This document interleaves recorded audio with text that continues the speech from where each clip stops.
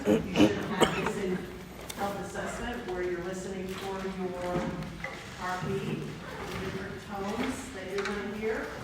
It does extend up behind the sternum, so that makes it a little difficult to hear, doesn't it? Have you had difficulty hearing some of your patients?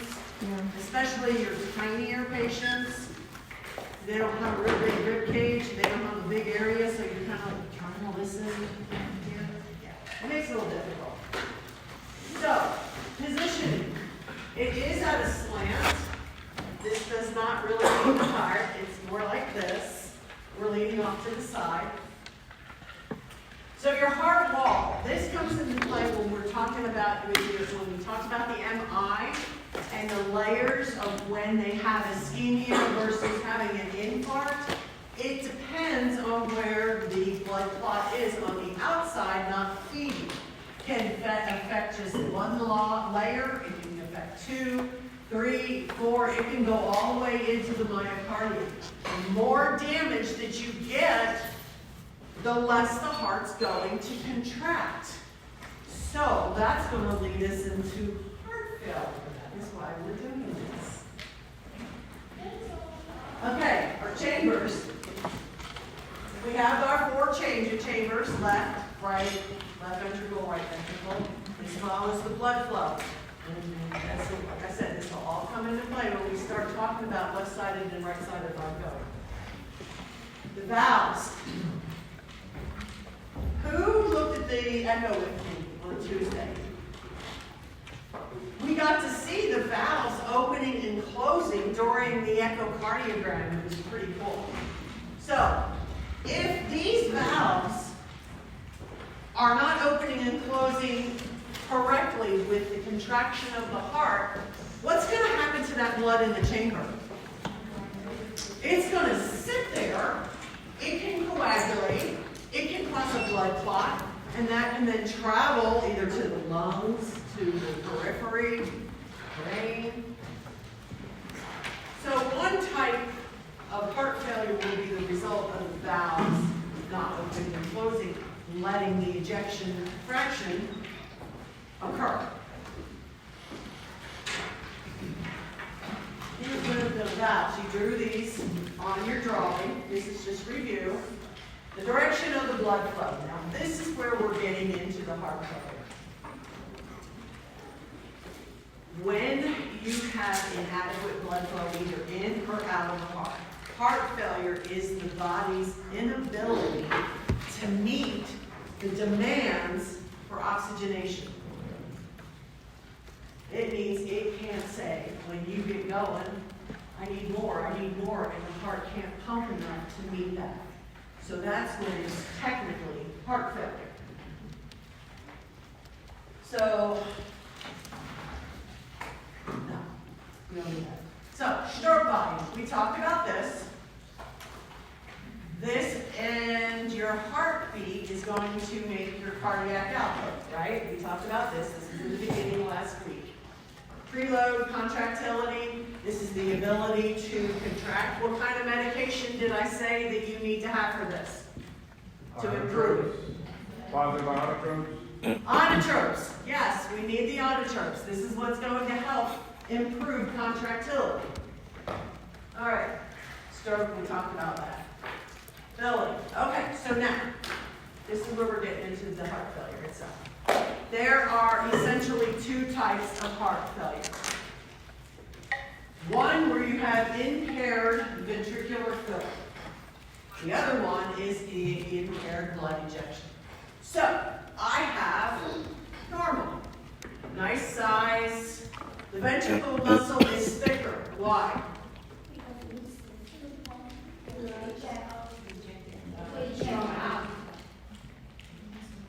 Sort of all of that together is exactly what it is. It's the body, the heart has to pump up against the afterload, right? We talked about the resistance that it has to push against because you have blood pressure. So if I have pressure in here, that half of the heart has to push against it hard. Right? That's what happens when you work out.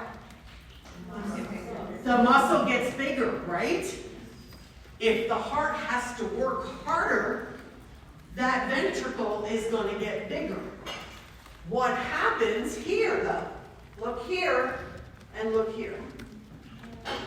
How much blood are you getting into that chamber? Can you meet the body's demands if you're only pumping out that little bit of blood? Okay, so that is the impaired ventricular filling, because you don't have enough to fill, no room.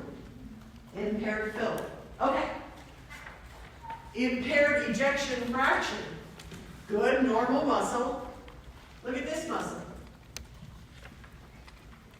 Is that going to contract good? Is that going to give you a good ejection fraction? Those are your two different kinds. You have a big floppy heart that just kind of does this, or you have a real strong one, but there's no room.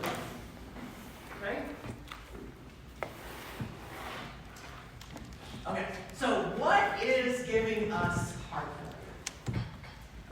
Well, coronary artery disease goes back to your preload and your afterload.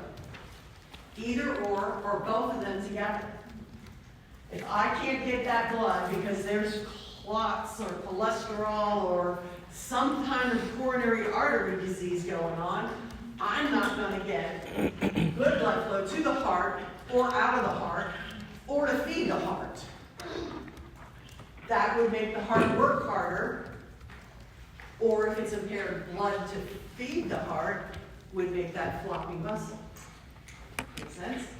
Okay, MI we talked about the other day. Hypertension, we talked about that because it makes the afterload high. A lot of pressure for that heart to pump out against. So it makes it work harder, and then we're going to have that little tiny area to fill up with blood. Valvular diseases, I just talked about that. If those valves can't open and close correctly, that blood can't get in and out of the heart, can it? It cannot go from the superior vena cava and get stuck there in the right atrium. It can't go down to the right ventricle, can't go out to the lungs, can't come back in, can't go back out. So you have this vicious cycle that is causing heart failure. Endocarditis, pericarditis, that wall. You saw the different layers, right, on the outside of the heart. Well, what happens if one of them, or multiple ones, get inflamed? What does that do to the ventricle? It squashes it, yes, it's exactly what it does. Are you going to get good ejection fraction? Are you going to be able to fill? So pericarditis, which we heard about, we talked about that too last week, because you're hearing this a lot in the news now, right? Pericarditis, this is why players are going down. Cannot meet the demands for oxygenation in the body. Does that go together now? Now do you see what's been going on? Pretty crazy, right? What inflammation can do. Cardiomyopathy, dilated hypertrophy restrictive. Okay, so that big floppy heart, that one with the skinny muscle and it just has blood sitting in there, it's just, that is dilated cardiomyopathy. Hyper is a lot, right? So which one do you think this is? The one with the real thick muscle, right? Hypertrophy, it can't really do anything. Muscle man, does he move good? They usually can't bend over and tie their shoes, can they? That's hypertrophic. Restrictive is when there is scar tissue or pericarditis or something that's not allowing that heart to beat normally. It's restricting its movement. You got restricted when you were kids, right? You weren't allowed to go out. Well, it's not like the blood. Good way to remember. Okay? Questions so far? Congenital heart diseases. You learned a lot about that when you had peds, right? Or you're having it now, you'll learn about it. If there's a heart defect, it means the heart's not going to be able to work correctly. Diabetes. Why? You learned this last semester. Why? Viscosity and what did you say? Yeah, and what happened, this is very generic explanation. okay? Sugar is caustic. Really is. It's bad for us to ingest it. You gotta have some of it, but it's bad for us. So when it's in those arteries, it kind of ruins the lining, right? It's rough. And it can cause microcirculation. This is why when you get a patient come in and you've had diabetes for 30 years, you cry because you can't get an IV in them because they're all tiny. And next, you start looking at your patients who have diabetes. Just look down at their veins and go, oh yeah, I see what she's talking about now. There's no circulation. They lose circulation to their toes and their feet, right? Because it gets real tiny. It's all scarred up and real tiny. Does that happens to the heart? Get bad blood flow. Obesity, sleep apnea. Sleep apnea is really bad for the fact that I said it's cardiopulmonary, right? So if you are not breathing out or breathing in, are you creating high pressures in your lung? Does the heart have to pump out against that? That's how sleep apnea affects. This is why people who have undiagnosed sleep apnea wind up finding out about it when they have a heart attack. Because they're going against the pressures in the lungs that build. We have negative pressure in the lungs, right? This is why we contract. That's going way back to your anatomy. Okay. Severe anemia. If you do not have enough hemoglobin, who did I talk to about this? I think in clinical. If you don't have enough hemoglobin to carry the oxygen around the body, are you meeting the demands? If enough oxygen is not being carried to the cells, what signals is going to show to the center of the brain? I need more. What's it going to do? It's going to say, okay, heart, pump harder, pump faster, get that blood circulating. And then that's going to overwork your heart. Do you see how full circle that is? That's why chronic anemia usually has some type of heart issues. Hypothyroidism, this is going to play with the hormones and the signals that are to go to the heart to make it pump fast, pump slow, depending if it be hypo or hyper. And then the dysrhythmias. Usually that can be caused by electrolyte imbalances, which you think she touched on base with you guys. And then it can be a heart defect. It can be having an MI. Anything that's interfering with the ability of that electrical activity to make the heart contract the way it's supposed to. Okay. Other causes: metabolic smoking, sodium, cardiotoxic substances, alcohol. That's just not fair. There. Chemotherapy, drug use, sarcoidosis, and issues with the lungs, right? And with the connective tissue. The connective tissue in the heart? Yeah. Age, that's just not fair either. Gender, genetics, family history, sedentary lifestyle. So these are all the ways that can cause your heart failure. So, based on the ejection fraction rate, what did I say was normal? 50 to 65 basically is what the American heart is now saying is normal. Okay. I don't understand how 50% of the heart rate is good, but we're the experts on that. But, okay, so they have two designations on what is heart failure. So, we have heart failure, the R means reduced ejection fraction. So, we said that if it cannot pump out, that's reduced amount. You have all this muscle sitting in there, and you have this little bit. So you have a lower ejection fraction. It's probably pumping out what it can in there, but is that going to be enough to meet the demands of the body? Okay. So with this one, that is preserved. So with pumping, there's just not a lot of room. Reduced, you've got floppy blood, floppy muscle, and it's just sitting there. It's not going anywhere. It pumps like this. Okay, you got 10%, 20%, maybe 30% with a contraction. Not enough. That's the reduced. The preserved, you have very little blood going out, but it's going out at 65 or 50% of whatever's in there. Not enough to meet the demands. Either way you look at it, it's not enough to make it happen. So, now, we have two different types of heart failure. Three, but two mainly. So, left side, left ventricular, left-sided heart failure, right-sided heart failure. So, let's just say I have right-sided heart failure. Where is the blood coming from for right side?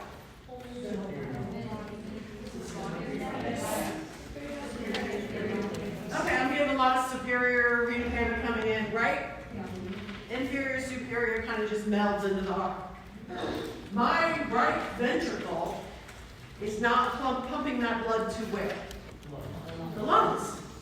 So, I have right-sided heart failure. The blood can't get in. Where's the edema going to show up? It's going to be in the body. Okay? Perfect. Left-sided heart failure. It's got to come out. It can't come out. Where's the blood? In the lungs. What kind of symptoms do you think you're going to have? Dyspnea, shortness of breath, pink frothy sputum. That blood crackles. I mean, you are going to hit this. And I will tell you that if a patient goes into pulmonary edema, flash pulmonary edema, it is the scariest thing you can watch. I left the room. I worked cardiac. Left the room, gave the lady her meds. She's on oxygen, husband's at the bedside. I said, I'll do my assessment. She's okay. I can hear crackles in the bases. Heart failure, that's probably their standard. I go on to my next room, and I'm in there, and I'm doing all this with him, and I go to get my medicines, and I come back to this guy's room, and they call me. We have little phones here on our gowns, and they're like, you're needed in so-and-so room. I just left there. They need you now. Step. Down the hall, I go in there. This lady can't breathe. That quick. 10 minutes, 15 minutes. She was fluid up to here in her lungs. That quick. I'm like, get the doc on the phone, throw the oxygen up on her, make it go up to 6 liters because you have protocols in the hospital that say somebody short of breath, you go to such and such. We were 2 to 6 on the heart failure unit because this happens. The longer they have heart failure, the more they're going to run into symptoms like this. It was fast. That fast. 20 minutes, this lady's drowning. They're like, doc's on the phone. I said, tell him blah, blah, blah, blah, blah, and tell him I need 80 of IV Lasix stack. And when you work on a unit and you get established on a unit and you get to know the physicians, and the physicians know they can trust you because when they talk to you, you know what's going on. They'll learn to listen to you. Called in the order, they brought it over to me. That's, within 5 minutes, I had IV Lasix in this lady, and she started going to the bathroom. Whoo! Pulled it all out. Within 30 minutes, she was about halfway. It's fast. Think about it, though. What's your heart rate? 60. 50, 60, 70, 80, and if you're really anxious, 120. Think about not being able to pump that blood out of those lungs. Will it fill up fast? Quick. You gotta. These patients, when they come into the hospital, they know immediately when they need to come in. They're in there fast. They know what's going to happen. They've been living with it. You can live with heart failure. It's not a disease. It's a syndrome. It's not a disease. A disease is progressive. You get measles or you get the flu or you get whatever. That's a disease. This is the result of something else. It's a syndrome. You've either had an MI, we had that whole list of diabetes or whatever. It's a syndrome for that. Are you going to cure a syndrome? You're not going to cure heart failure unless you give them a heart transplant, and that brings its own things we'll talk about. So the best you can do is manage it. A lot of education, and we'll get into that. My grandmother lived 20-some years with heart failure. She died of something else. I mean, you can live with it for a very long time if you do the correct things that you need to be as healthy as possible. Mainly, it's that diet and smoking and alcohol. That kind of stuff. Who wants to give that stuff up? They're vices for a reason, right? That was a joke. Okay. So,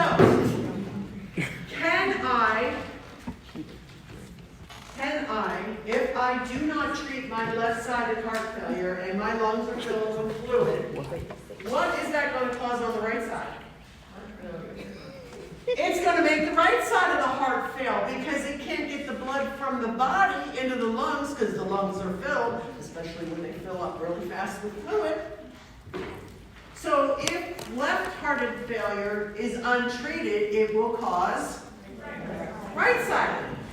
If you have right-sided and you have all this fluid and edema and all this on this side, can the heart pump out against it? So if you don't treat the right side, what's going to happen to the left side? It's going to fail, and then you're going to have biventricular dysfunction. One will lead to the other if it's not treated. How quick you generally? Depends how bad it is. If you have an ejection fraction of 45, do you think it's going to happen right away? No. You have an EF of 20. How fast do you think it's going to happen? Pretty darn quick. Because that failure to meet the body's demands is going to increase the demands on the heart to pump harder. If you're working it harder, what did it do? It makes it then hypertrophic, or if you have the blood flow, it's going to get floppy. Good? Yeah, that's stuff. Okay, so, there we go. Jumped ahead. Jumped ahead. Sorry, this is my thing. I love it. I mean, I don't love heart failure. It's easy to understand. How many disease processes do you do, or syndromes, or whatever you want to call it, that are so complicated and you're like, oh my God, are you kidding me? How easy is this? One side fails, the other side's going to fail. If it's this side, it's going to be the body. If it's this side, it's going to be the lungs. It's not hard, is it? It's one of the simpler ones. And it's one of the simpler ones that you can help correct and extend the lifetime to. It is. So, again, goes back and forth. We just said all of this in a very short and easy way. Don't read that. That makes it crazy.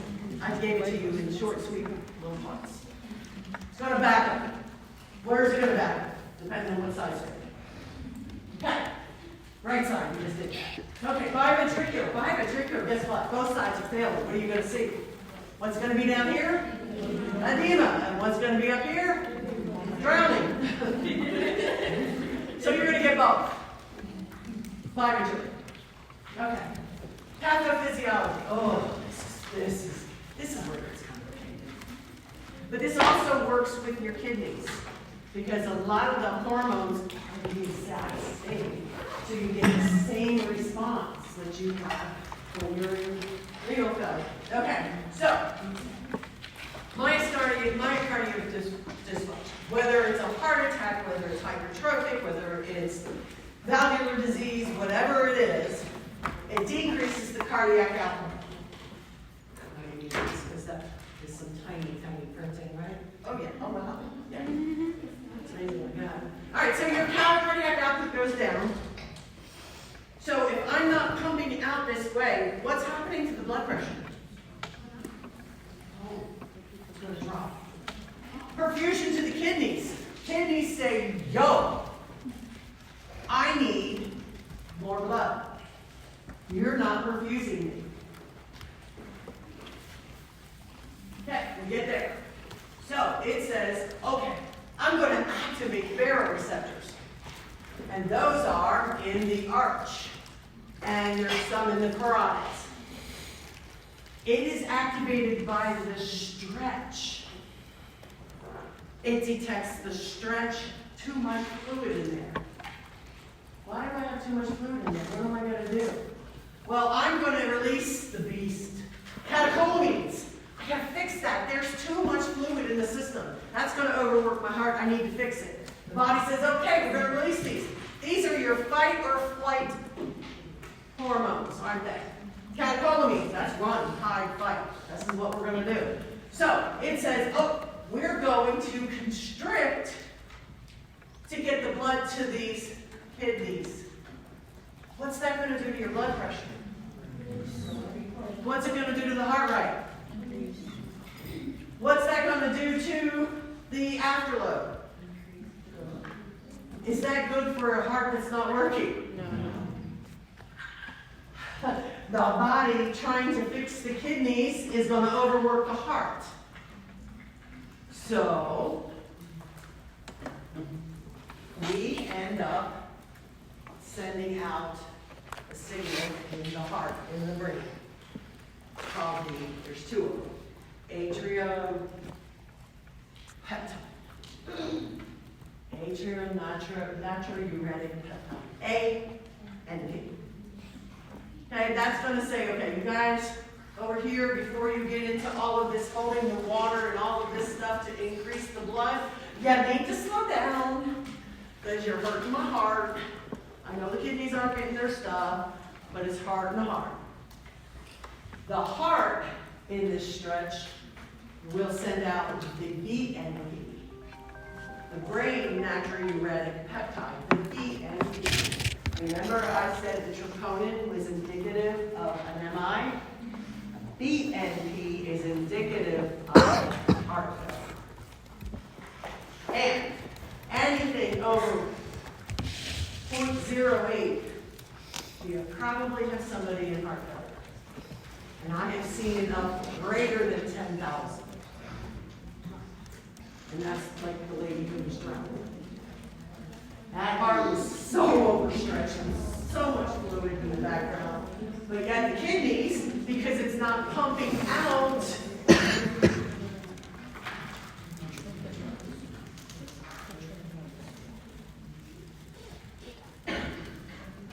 I can't compete with all of you talking, so. Okay. So the kidneys are not getting fluid. They're saying increase. The heart can't increase. The brain says there's too much fluid because the heart can't work that hard. And then it sends out these BNP and ANP, which then says to the body, oh, we need to get rid of sodium, because where sodium goes, water follows. So the body tries to make the kidneys pee. But the kidneys aren't getting perfused, so they can't make pee. This is why if you don't catch that person going over the edge in heart failure, can set up with this flash pulmonary edema where their lungs fill with fluid. Because the brain is fighting against itself. Because the kidneys send one message, the heart sends another. Does that make sense? What questions do we have on this?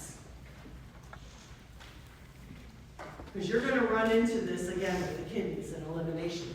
When we were talking about one heart failure causing the other one, I know it varies how long it takes, but are we talking about days or years?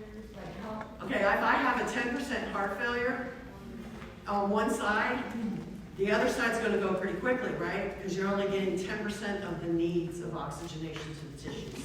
Okay. So the body's going to start sending these signals of, I need you to work harder, I need you to work faster, and this is a heart that's already damaged and not working well.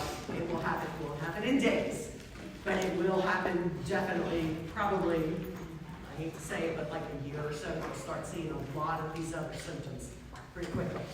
Now, it's doing 45. It may take 20 years before you see anything else happen as long as they're following what they should be doing. Reduced sodium, reduced fluid, and for... Oh, no, continue. I'll wait till you're done. Okay. So for my master's thesis program, research project, whatever you want to call it, I worked in a level 1 trauma ED. So I had heart failure. We had a chest pain center, which we would induce a lot of heart failure patients would come in, especially on Sundays after they went out to have their wonderful fried chicken dinner. This is South Carolina. I'm just saying, South Carolina, we have fried chicken dinner every day, every Sunday after church. Every day. And I'm not, no, this is true. How much sodium's in that? Guess who winds up in the ED in about 4 hours? Billy Bob. True story. That's what happens. So, they're not following their diet, are they? But they figure it's Sunday, they're close to God, and they're going to die.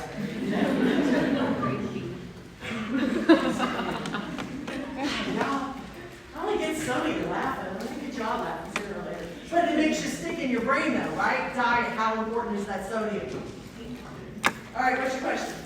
Oh, no, I was just going to say, like, on the like, analysis that it causes, like, sodium in water.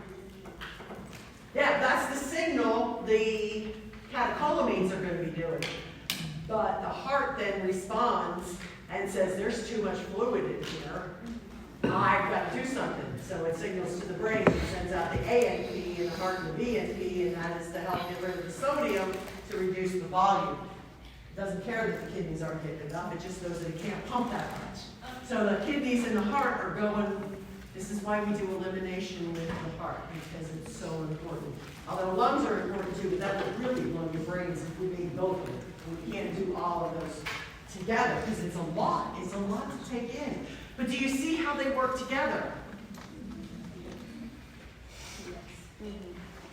Can you explain ANP again? That's the atrial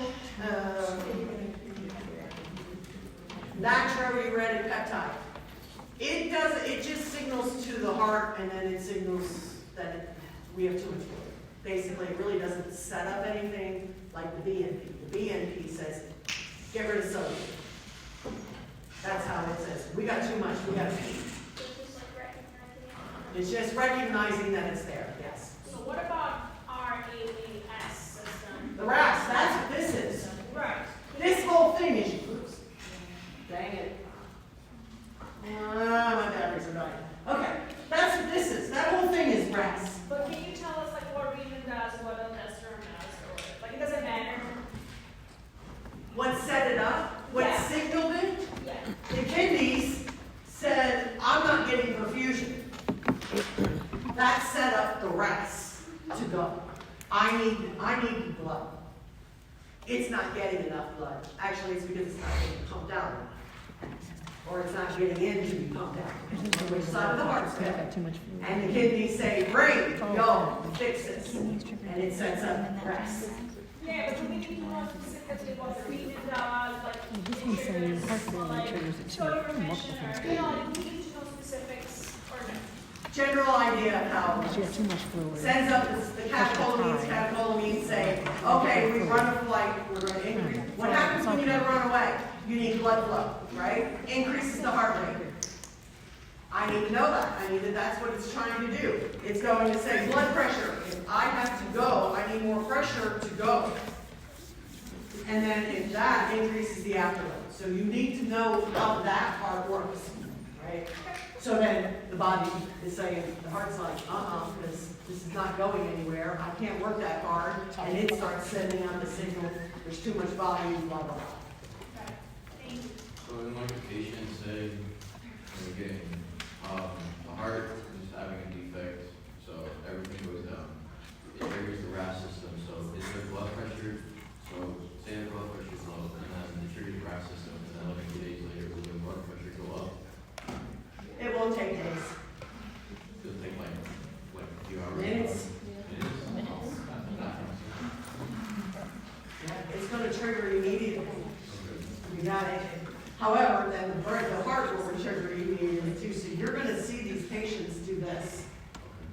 Up and down, up and down. And then we're going to throw meds at them, which we'll get into here in a little bit. And hopefully chill it out. But what are we going to give them? What was that inotrope we're going to give them? To make that heart contract better. Now you know why we give inotropes, right? If I can get a better squeeze, out of this only 40%, but I can squeeze when I'm on an inotrope to maybe 50%, it's gonna be better. So heart failure meds, we'll get into this. Inotropes are given for your heart failure, to get that squeeze. You need that squeeze to pump the blood. What is there? Okay. Okay, so what happens with the heart when it's overworked, that big thick muscle, is called remodeling. That's important when we get talking about meds. Just remember that. What's happening is the cell, muscle man is getting bigger. Hypertrophy. It's called remodeling. Okay? All right. So this is basically going through the RAS system here.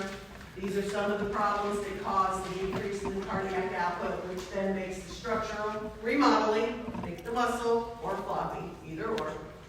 Read the baroreceptors.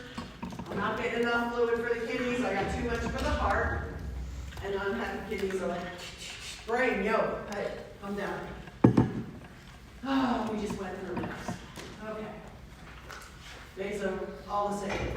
I don't think this is everything I just went over. I'll just get ahead of myself, sorry. I get into this. This is like cool. Okay. So it releases your catecholamines, fight or flight. Just remember that if you have to fight or flight, you need blood. You need oxygen, and that's what it's trying to do. It's not going to work when you have a bad heart, but that's what it's trying to do. It's actually going to make it worse. Diet. Okay, so structural changes, this is where the remodeling comes in. But that's all if you get cardiomyopathy and you're weak, or you're too thick and you don't. Either way, you're not getting enough volume out. Leads to lower blood pressure. Leads to unhappy kidneys. Unhappy everything, actually. You're not getting enough to the brain, you think that gets affected too. Bless you. Okay, myocardium, we talked about that. ROS, we just talked about that. That's the same thing with the kidneys. This one's kidney. Here's the angiotensin one. Okay, so this, the whole reason I have this one up here is when the kidneys say release the renin and it makes angiotensin 1, which converts into angiotensin 2.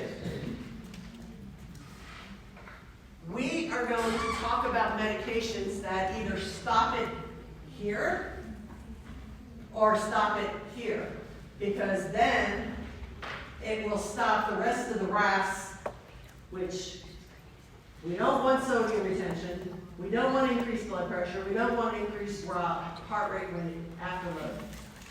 So your angiotensin 1 and your angiotensin 2. Has anybody heard of that? ACE inhibitors. Yes. Yes. Selective, non-selective.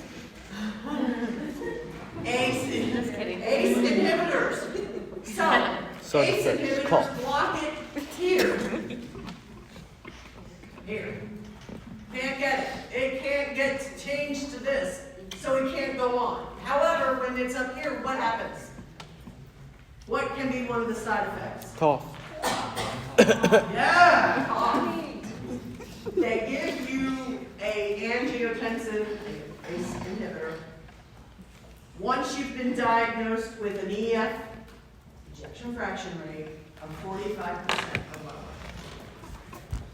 Because they want to prevent the thickening or the hypertrophy or the floppy muscle.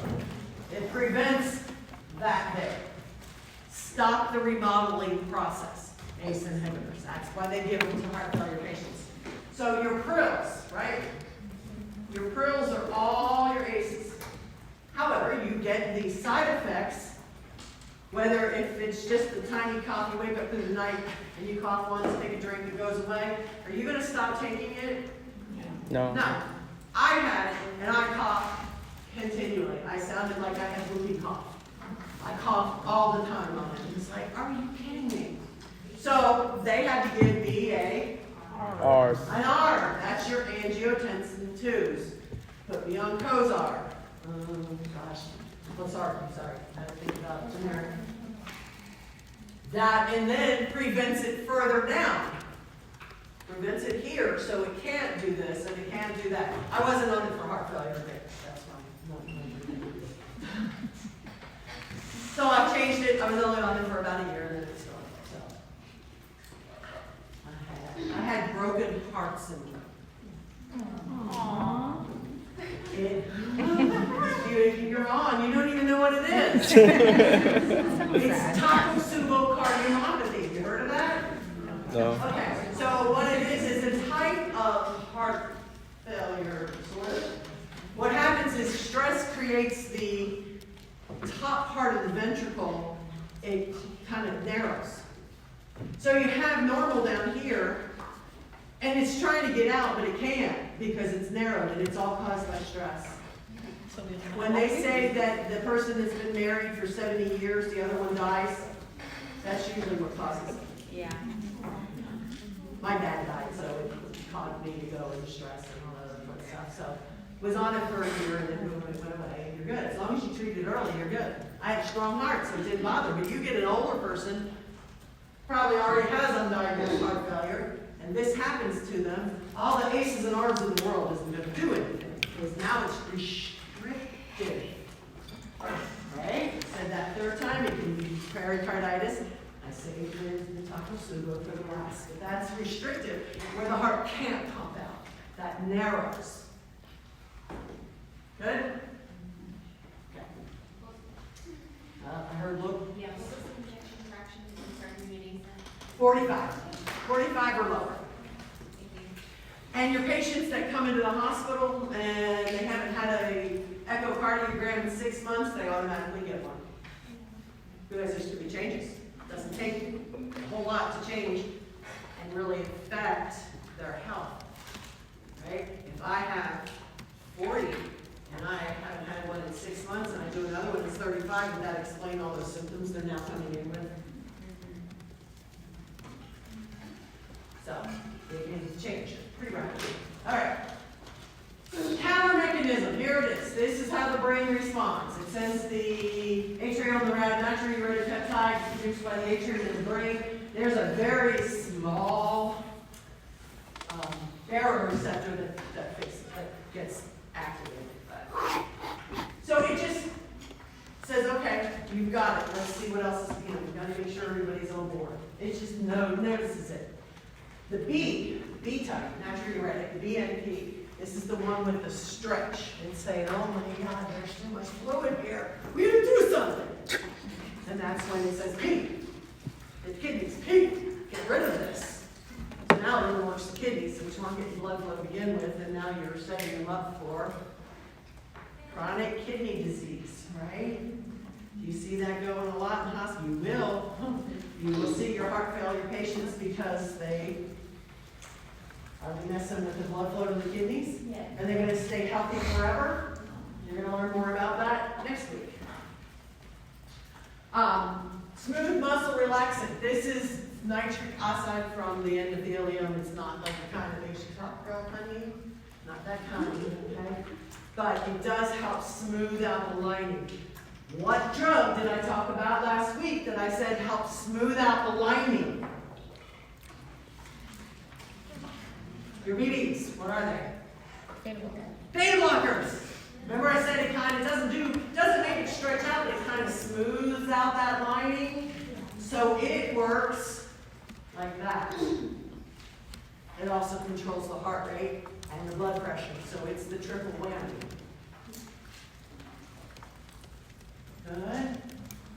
Good? Good.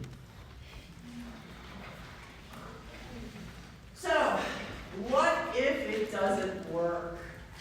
Well, Calcium. cardiac performance gets worse because it's not meeting the demands of the of the body, right? It can make renal dysfunction. They're already screaming they're not getting blood. Now they're not going to get more blood. It will change the vascular compliance because we just said it needs to release that nitrous oxide from the endothelium to smooth it out. With your heart failure, we hope that it works, but this is why they put on beta blockers. And they go to need to be hospitalized, and they're frequent flyers. You get to know them very personally. Then you work on heart failure unit. And you get very attached to them because sometimes, it's not their fault. They're not the ones smoking, drinking, and biking. Just kidding. Okay, so how do we, go take 10. That's a lot of it.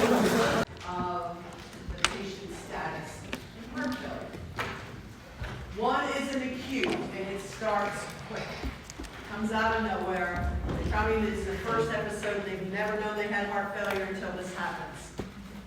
So it needs immediate and sudden intervention because the longer it goes untreated, what's going to happen to the heart? It's going to fail and it's not going to be recoverable. So it needs immediate. The other is your chronic. They know they have it, they've got baseline symptoms, they know where they're at. Are they going to have exacerbations? Yes. So you can have an acute on chronic happen. So did you guys get to listen to your heart sounds at all yet? Okay, so you have acute heart failure. Your heart's going to sound like this.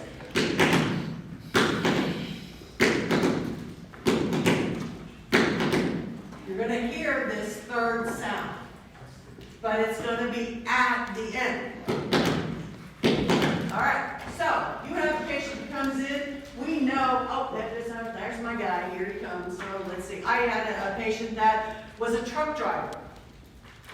He'd be gone on the road for a week or so. He'd come home and he would come to the ED to be tuned up. Because do you eat well when you're on the road? Do you follow that fried chicken diet on the road? There you go. All right. So hearts for a chronic is. That's what you'll hear for somebody that has chronic heart failure. So this is what happens when a chronic failure has an acute exacerbation, sudden worsening of symptoms.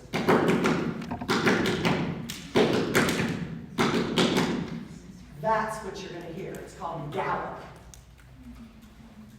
S3 gallop. What is making that sound? The S3. Ventricles. What are you listening to when you assess? I know you went over this last week with Professor Briol. You're listening to the ventricle, right? So if that is a floppy or one that's too small, are you going to start hearing these extra sounds? Because most likely it's dun-dun, dun-dun. So you're going to hear dun-dun, dun-dun, or dun-dun-dun, dun-dun-dun. Make sense? Ah, I see, said the blind man. Okay. Whoop, whoop. What are said nursing interventions for the sudden acute one? No, I mean like those are the signs and symptoms. But Well, what are you going to treat? Okay.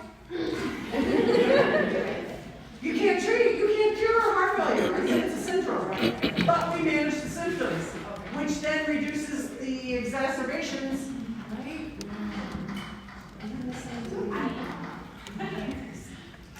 Okay, so common signs and symptoms. Fatigue, why?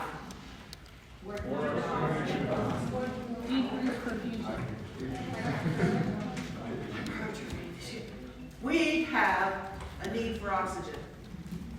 You get fatigue because you're not getting enough oxygen circulating to meet the demands of the body. It's heart failure, right? So, any exertion on these individuals makes them tired. Weight gain. Which side do you think is going to show the weight gain? That's going to show. It's going to be observable. Which one are you going to hear the symptoms? Left side, because it's the lungs. You're going to hear the crackles, the sound like it's muffled, right? But both of them are going to create an absolute weight gain. But you're you're gonna hear it. Okay. Tachycardia at first. Remember, RAS? It's going to signal, I need more blood, and let's get that angiotensin, get the angio 1, angio 2, it's going to release the catecholamine, it's going to increase heart rate, increase blood pressure, which then increases the afterload, right? Okay. Hypotension, hypertension. They may start off as hypertension to begin with, but at the end stage of this, when they only have 10 or 15% of their heart working, it will be hypotension. Chest pains. What causes chest pain? Lack of blood flow, right? So we covered that last week. So they have chest pain, especially when they're in acute exacerbation, and these catecholamines are out there making that heart work harder. It's going to increase. They're going to have chest pain. Murmurs. We just talked about hearing different heart sounds. What creates a murmur? A buoy swish. You're hearing when the valves aren't opening and closing correctly, right? You're hearing that little whoosh because the valves aren't opening. The doors open this much, you're hearing the wind go through it, right? Okay. Murmurs. I said there was 3 different ways the heart goes. Either right ventricle, left ventricle, or it could be because the valve's not opening and closing as well. That's when you're going to hear the murmurs. S3. Okay? S4. And both together. Yes, no. Okay, so when we need to do something, we're going to fix these. This is how we treat the heart failure. We fix the symptoms or try to control them as much as possible. So, now somebody asked me, what kind of questions would you be asked about the symptoms? Because right untreated makes left, left untreated makes right. Well, there's the word of untreated. If we are just talking about a patient that has right-sided heart failure, or I see these symptoms, is that going to be both? No. It'll only be right-sided. So know which side creates these. Jugular vein. Think about it. Is the blood going through the heart yet? Going to see distended veins. Right ventricle heaves. Is that right side not working well? Is it going to work hard because it signaled all those hormones to work hard? Yep. Edema. Lower before it reaches the heart. Nausea, decreased appetite, and bloating. 2 reasons for this. One is the fluid is accumulating on that end before it goes to the heart. The second is it's not coming out of the heart over here to feed blood. So you may have the nausea and the vomiting because if it's not going in, nothing's going to be coming out as much, is it? Okay. Ascites, abdominal. They get really big, really look like pregnant boys and girls. Right upper quadrant pain. When the blood is staying in the circulation, is it making the blood back up into the liver, spleen? It's not coming out to go up, right? Okay. Jugular reflux, splenomegaly. Brown, lower extremities. These patients have that brown, dusky skin. And it looks like it's like an old sore, an old scar or something. It's that light brown. It's not getting good blood flow. And then decreased hair. It's not getting good blood flow. Is the hair follicles going to grow hair? Okay. That's right side. Look at that. Pitting edema. What number would you say that is? 10. Oh, no. 2. 3 to 5, somewhere in there. Just depends on the patient. If you know the patient, you you'll be able to judge them better. Like I said, they're going to be frequent flyers. You're going to see them quite often. So this depends on how fast this recovers is where it'll be. I went down pretty far though. I bet it's going to be there a while. But this is jugular vein distension. They'll be at a 45-degree angle and you'll see this. Okay, left side. When you are doing an intake of a patient coming to your unit and you ask them, where do you sleep? Why? COPD more for that, but yes, it can be. Why do we want to know how they sleep?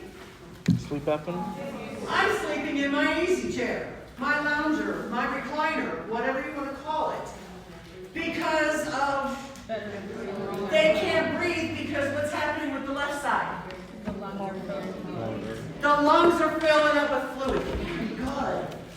Another question to ask them when they tell you that is, how many fluids do you sleep with? They hit 3 and you know it's bad. And they will. Crackles, we talked about dry hacking cough. They feel like there's fluid in there. Is that for me? Oh, you're so good to me. She knows I didn't get lunch today. Thank you. None of you thought of this.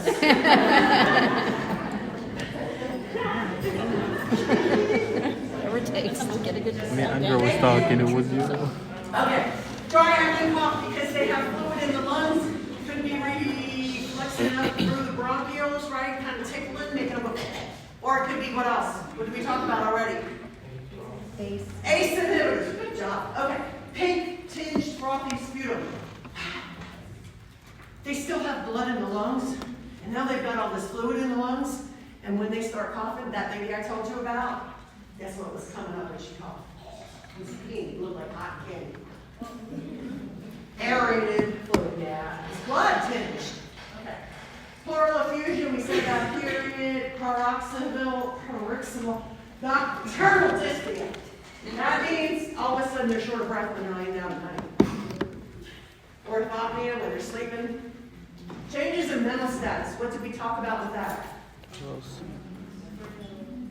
Blood flow, right? If the blood flows, we talked about it not getting to the kidneys. If it's not getting up here,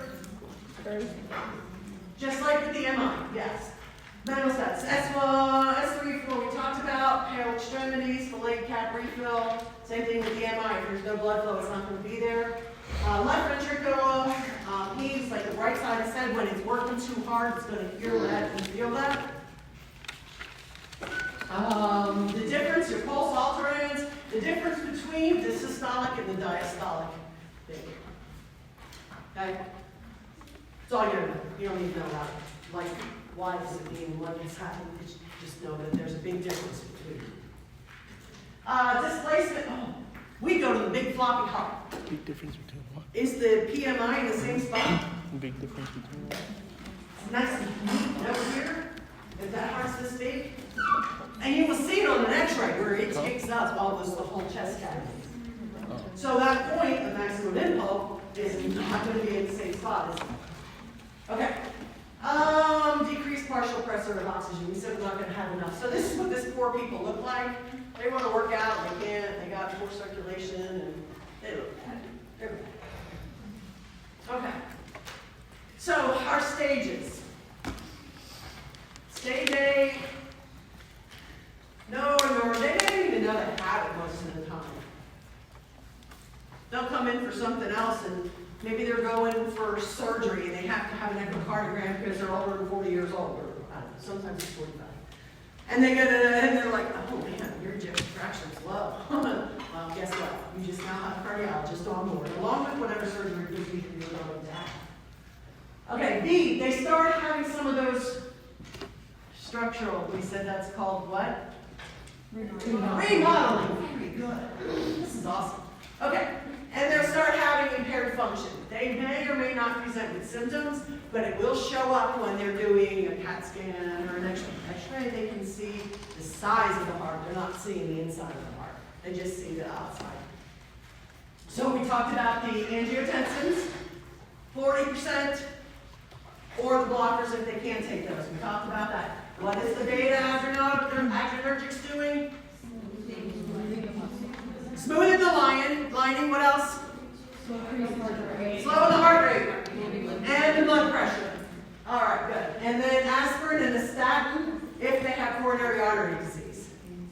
And they want to continue with the risk-reduced infections. So that's in B. They start it in B. Remember I said they hit a certain level, they're going to start giving them the ACE inhibitors. When you get to C, you're getting into some big changes in the structure of the heart. I mean, they're having a hard time. They couldn't be doing what I've been doing up here, pacing back and forth. They can't do it. We'll start them on the ACEs we talked about, and there you go. What is this? Dachshund. What is it called? What kind? What class? Inotrope. And we're doing this because we want to decrease contraction. Right. Diuretics is that's going to help the kidneys get rid of the excess fluid, right? What happens when you're on them for a long time? Potassium, sodium. They can do the electrolytes, but it can cause kidney failure. So they may start off on loop diuretics and they'll go to a stage 1 kidney disease, which we'll learn more about elimination here. But just know that when they're on long-term use of diuretics, that's not good beyond that, is it? Okay. Aldosterone agonists, we don't want, when they can't take the loops, we're going to put them on other things, potassium sparing, aldosterone agonists. When we get to, when they start having arrhythmias, because is the electrical wiring of the heart going to maintain the same as the heart structures change? So are they going to start having arrhythmias? Yes, and if it gets too bad, that heart rate slows down way too much, what would they put in? A pacemaker. Now, when they have heart failure though, they get Cadillac. They get the Mercedes-Benz of pacemakers. This is an internal cardiac defibrillator because floppy hearts can't conduct electricity, can they? So this works like an external. You had CPR. I know every single one of you did. You're all compliant. What does it do? Gives electricity. Electricity, it'll restart the heart, right? So with heart failure, this is inside. Because if it gets to the end stage, we're getting pretty close to it here. They have that where they can set it up like a pacer, but it also will shock them. Either out of an abnormally high or out of, make it pace better on a low. It'll shock. Defib for the dead, right? Cardiac resynchronization. This is something that they will do in the ICU when we get into talking about the hypovolemic and cardiogenic shock. They'll do this in there and it works to take away the workload on the heart, but it helps it work stronger. I'm going to be short and sweet with that, okay? Cardiac resynchronization makes it work better. Like a defibrillator and a pacemaker, it will make the ventricles contract at the same time. Now, we talked about the remodeling, and somebody asked about right side versus left side, and do they both have to be the same? Often, the one side will contract before the other side because it's got too much muscle or it's too fluffy. We saw those pictures, right? With this, it's going to shock both sides to contract together. Are you going to get a better push with together versus boom, boom? Boom, boom. It makes them both go boom, boom, boom. So you're getting good blood flow out. And that is also known as a bioventricular pacemaker because it's making both ventricles contract at the same time. This is done externally. This is done internally. I'm sorry? Externally, CRT. They'll do it externally. That's when they're in the ICU and they're shocked, cardiogenic shock. We'll go over there. Okay. Then we get into this end stage here. These patients here probably have an ejection fraction of 10%, 15%. Wow.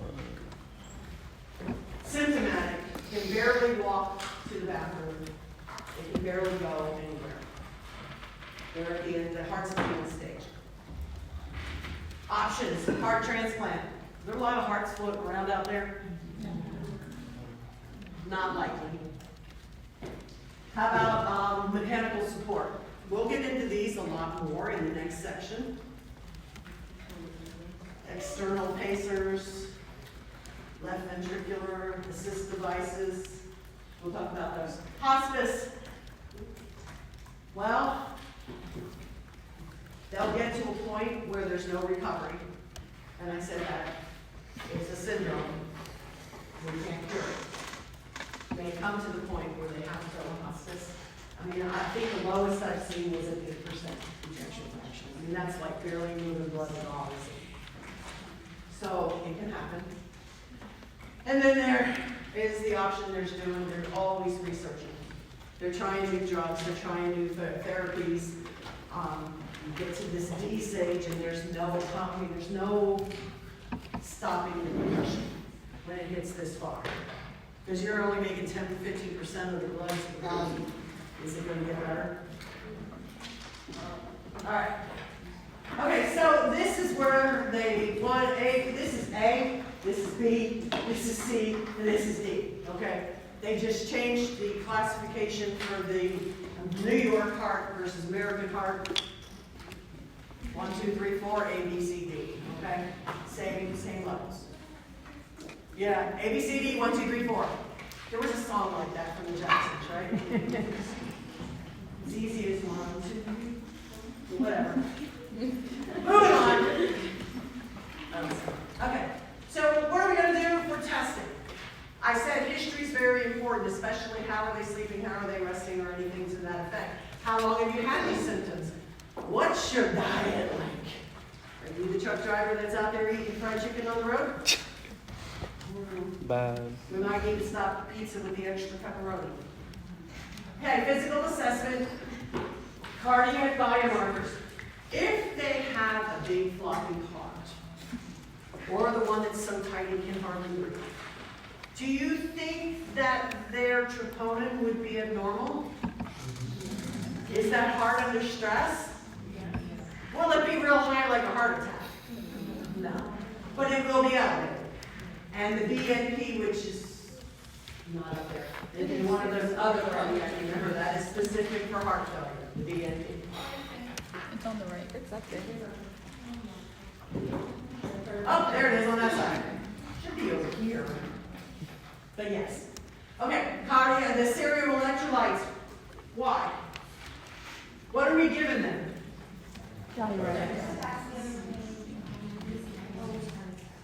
We're giving them diuretics, right? So they can be losing potassium, which could affect heart electrical activity. So get the MAG.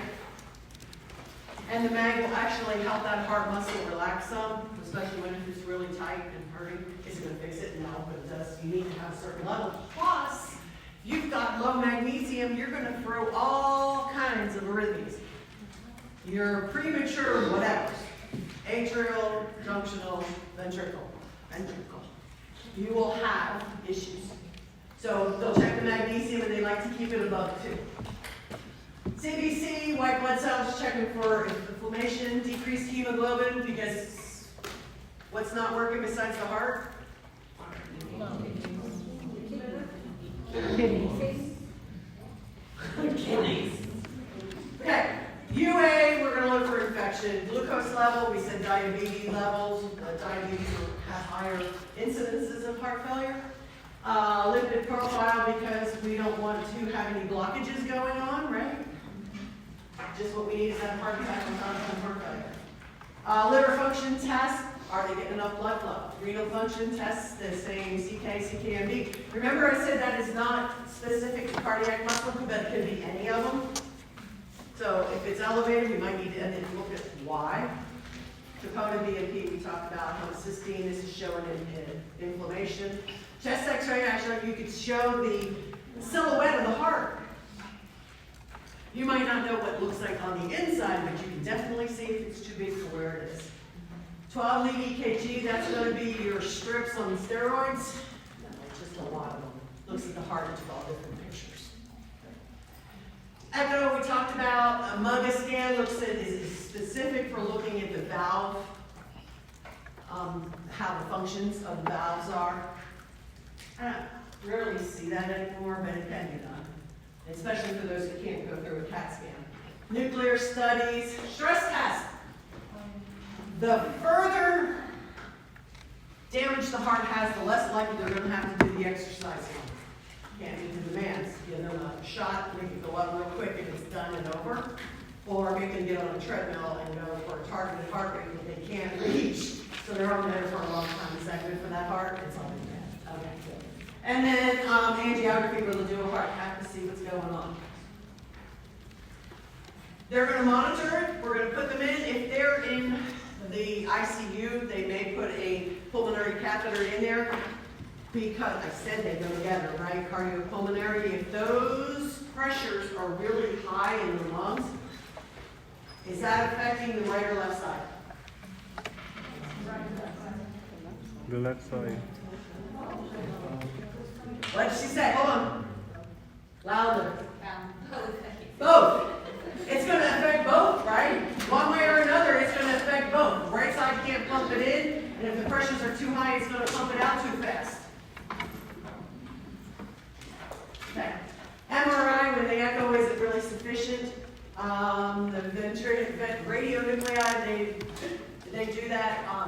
They can do the scan. However, we said that most of them usually have some sort of kidney involvement. Would you want to give them the radionuclide? Okay. Stress imaging, we talked about left heart catheterization. And the last thing they want to do ever is an endomyocardial biopsy because you're taking a piece of the heart muscle that is already damaged. So would you want to do that?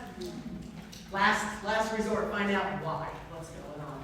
I had a patient that they wound up doing this and they wound up finding cardiac cancer. It's the only one I've ever heard of. Okay. What are we going to do? Medication. Medications are big. The goal is to reduce the risk of the side effects that will happen.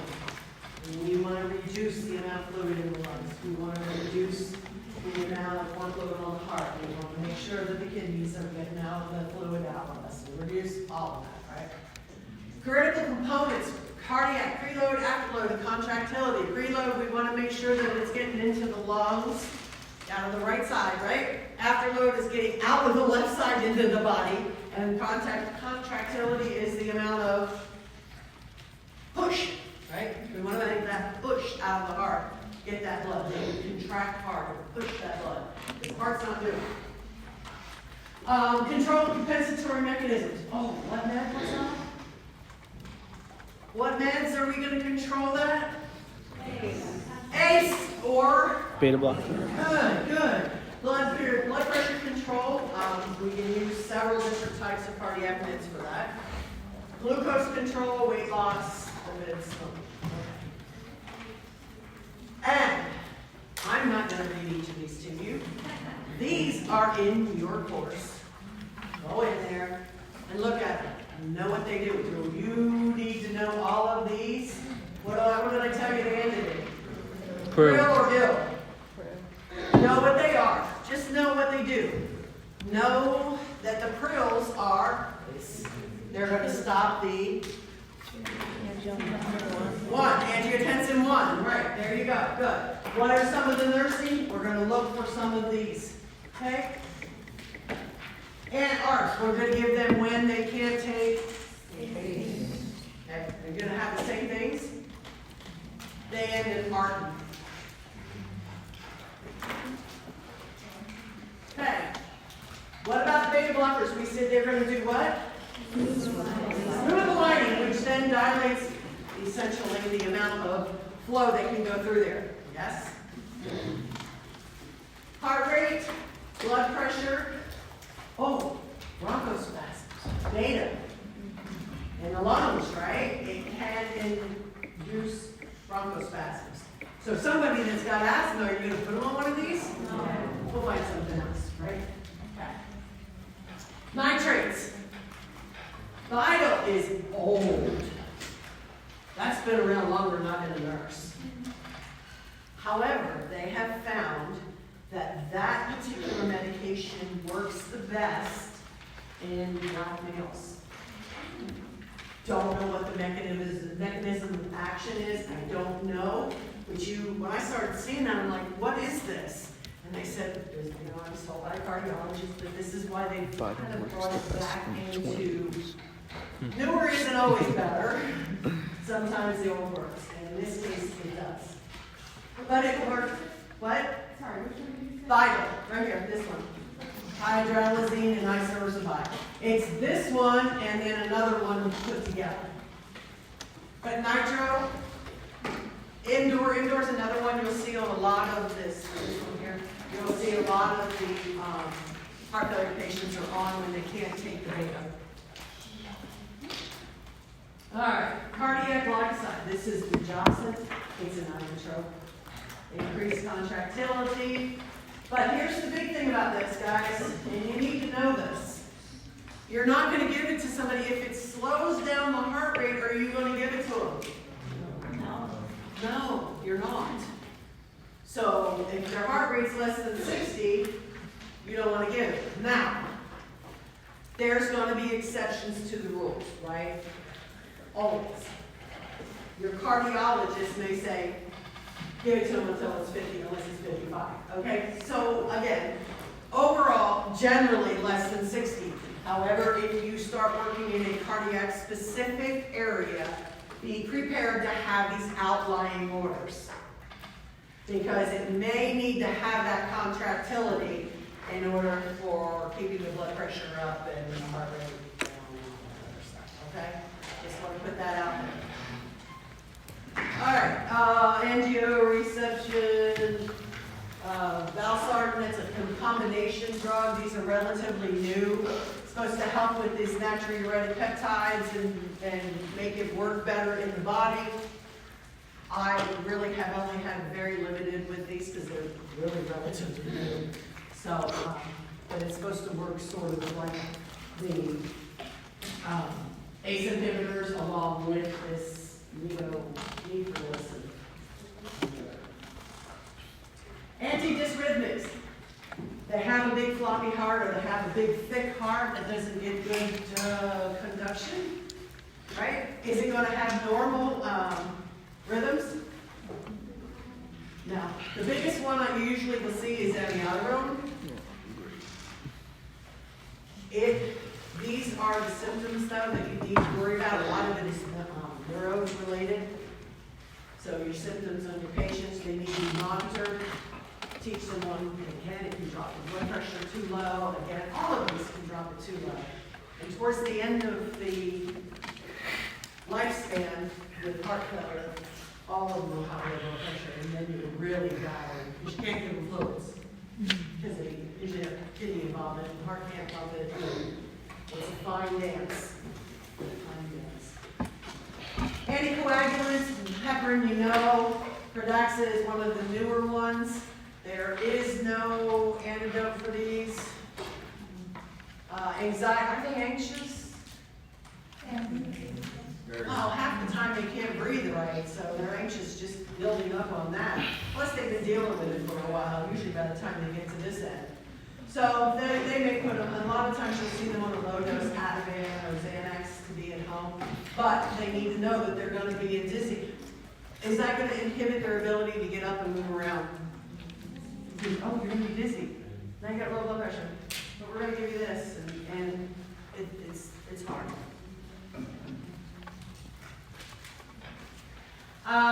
Your milprimicor, milrinone is given a lot with the pulmonary hypertension folks. reduce that high pressures in the lungs. So it will help with the heart failure, right?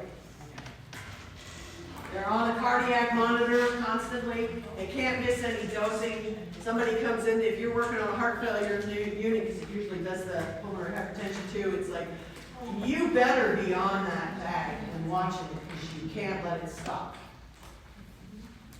That's one of the most important things with that. You need to have the next bag before they hit this much in up on the floor.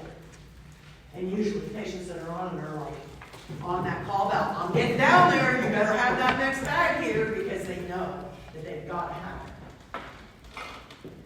Diuretics, we talked a little bit about them. Bumex is another one that works. They'll switch it off with Lasix a lot. Aldactone, they will do the potassium sparing. So, your heart failure patients will have exacerbations. We talked about that. They would come into the hospital and get a flu. Whether they PO pills are not keeping up with it enough, they'll come into the hospital, we'll give them IV Lasix for a couple of days and then send them back home. However, their dosages keep climbing. Then they have a second one. As the heart failure worsens, the more fluid accumulates in the body.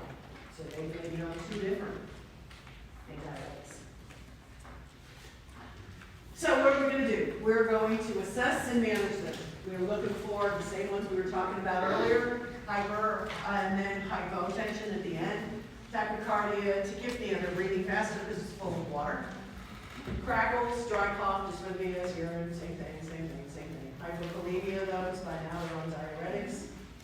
First thing, quick thing you can do. What did I do for that lady who was drowning? First thing I did was up her oxygen, right? That's quick. That's something I can take up fast. Get it, increase the amount of oxygen that is circulating in the blood. Head of bed, second thing I can do quick. Boom, the head of bed up. The diaphragm drop down, they can get better. Inhale more. Watch the salt and water activity. They're usually on I call it the cardboard diet. Low salt, low fat, low fluid. Pretty much cardboard box. Okay. Cardiac rehab. My master's research was on heart failure patients, of course. Not on. We did a study from the people in the ED for readmissions of heart failure.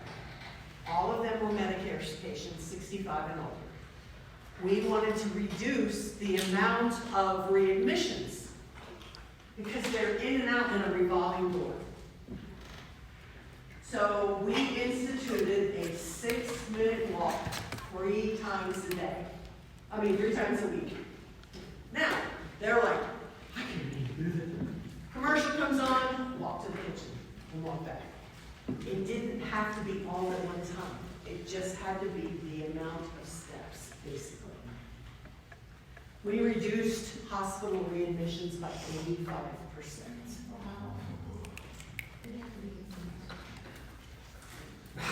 Yes. 6 minutes, 3 times a week. Now, that's not going to overtax the heart, is it? But it's getting them up. And there's a lot of the times when they get to that end, they're afraid.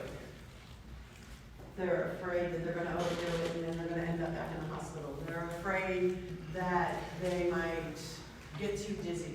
They're scared. So start off small, encourage them small. And the more they increase their own muscle tone off from the body, the better they'll be. And it does work. So every time you see a commercial, just walk around the chair. Whatever. Sometimes that's all they can do. But it's better than sitting there for hours and hours and hours and hours. Are you working that? Do you need to work the heart? Yes. Yeah. Do you need to overwork the heart? Do those little walks help?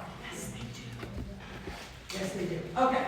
So when it gets down to this end, cardiac rehab, they'll work with them. A life vest, if they're having a lot of PVCs and having little runs of VTAC and maybe big runs of VTAC, they may put this external jacket on them that will tie them over till they can get an internal cardiac defibrillator put in them. They'll go home on a life vest. And then AICD, that's what that is, internal cardiac defibrillator. All right, recognizing signs and symptoms, we need to teach them into depression screening. Are they depressed? Is it going to go away? Would that depress you? Yeah. But they can live a long time with it. And that's the positive note you need to teach with these patients is you can live a very long time with it, but you've got to follow the rules. Does that mean you can't have a slice of cake every once in a while? No. Does it mean you can't have fried chicken every Sunday? Yeah, probably. Even do you need to learn how to bake fry it? Yes. Cornflakes works great. Roll your chicken in cornflakes and bake. You can get the same season, but it's not. You gotta find ways to do it because just like with the patients that are on Coumadin, are they supposed to have green leafies? No. Okay, you live in the South. Are they gonna give up their green leafies? No. Be realistic. They're not. So you have to find a way. Okay, you like them. Can we limit it to 2 times a week or 3 times a week and level your blood out with the Coumadin? Be consistent. You're not going to make them give it up. Are you going to make them give up the fried chicken totally? No, but it needs to be limited as much as possible. Because they're going to do it. So if they're going to do it, you've got to teach them how to do it without jeopardizing it. Okay. Weight fluid, they're supposed to weigh themselves. Here it is. Sudden weight gain of 3 pounds over 2 days or 5 pounds in a week needs to be reported. It was 2 pounds a day, 2 pounds overnight. I would err on the side of caution and tell them 2 pounds overnight, especially if it goes for the second night too, okay? They need to get in and be seen. They need that Lasix tune-up or diuretic tune-up or whatever you want to call it. They need that extra. Sometimes, all they gotta do is call their physician and they'll say, all right, go ahead and take half an extra Lasix. 1 time is just what they need to get that extra weight off. Fluid restriction, 1.5 to 2 liters. Like I said, it's a cardboard diet. There's a 2 liter, and usually that's 2 liters. As it worsens, I've seen it go as low as 800. And you imagine only drinking 800, that's more than that in my little coffee shop is coffee. You imagine that's all you can drink all day. Well, when your heart's not pumping, you're pretty glad not to drink it. Okay. Lessen thirst, such as chewing gum and candies. Not if you're diabetic, probably not a good idea, but I'm sure there's spearmint leaves. Fresh spearmint leaves will help keep them out. There's just other ways. And we, as the healthcare professionals, need to look for those ways to help these patients. Help them go as long as they can. Okay. Sodium intake. Okay, so what first came out was the Morton salt substitute. It's potassium. Then they were having all these arrhythmias. Okay, this isn't working. And then Mrs. Dash to the rescue. And now they have how many flavors? All these different herbs and spices in it to mimic the taste of salt. I mean, there's like 10 last time I looked on the shelf. There's like 10 different types. So there's something that can be used for the food. Okay? Exercise, I just talked about that. Okay, monitoring fatigue, activities, congestion, look for all of these, cough, edema, shortness of breath. And then, of course, my pants got really, really tight overnight. Gosh, that's not good, is it? That might warrant a call to the doctor. Okay, teach back. We need definitely to have them. Are they listening to you if it's just the first time? No, not at all. We're going to we want to help them reduce their admission. So you need to do this to reduce this. Not the third time they're in there, they're listening. Print it all out though, they'll look at it later. What are the signs and symptoms? What tests are we going to do? What's the diet? How do you read food labels? Get your nutritionist to come up and teach them. Most of the hospitals have booklets that have all this stuff in one booklet for them, handed out to them, especially your new ones. Exercise, lifestyle, medical, doctor's appointments, all of that. Depression, okay, you have chaplains and mental health in the hospital systems. Get them up there, meet them, especially if this is a new diagnosis. Because they're going to be really depressed over it. And especially when you start giving them all this stuff to go home and learn. It's a lot. Collaborative, okay, look, just what I just said. These are the people you're going to call in to help you. Okay, surgical devices. I think I talked about most of these. AICD, the pacemaker. This intra-aortic balloon pump is coming up. We'll talk about that. And the ventricular cyst, I kind of hinted on that. We talked about this one. Ultrafiltration. This, I don't understand why it's not used more often. The hospital, the community heart failure unit that I was the educator on, we did this in South Carolina. And it's like dialysis, only it runs in a small IV. They put this IV in the arm, and it's got 2 ports. One to go in, one to pull it out. It runs through a filter that's on like the blood pressure size machines. It runs through this filter, water drops down, and the blood goes back. But their blood pressure doesn't drop huge like it does with dialysis. So we could pull 4 liters off of somebody in 2 days. But the thing is, after it runs, when they go back home, they need a lot less Lasix because it gives the kidneys a rest. Ultrafiltration. I don't know why they don't do it here. Aquapheresis, it's also called. But if you look at it, it worked great. It works great. But it's not used for your early stage people, but it is for the later stage. They're having a harder time getting it off. And then when they're in the late stages, they probably have kidneys that are going through dialysis and those pull it off too. Cardiac cath, they'll see what's going on. Cabbage and heart transplantation will be covered here in just a few.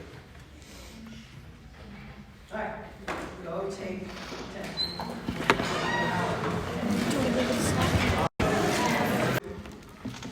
This patient is the only one that left for second. Scared me to death. To take care of. They came in with a massive coronary attack, whatever you want to call it, which sends the heart into shock. They had very little blood pressure because that heart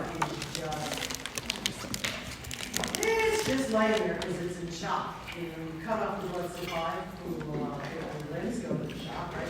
You cut off the blood supply to the heart, it goes into shock.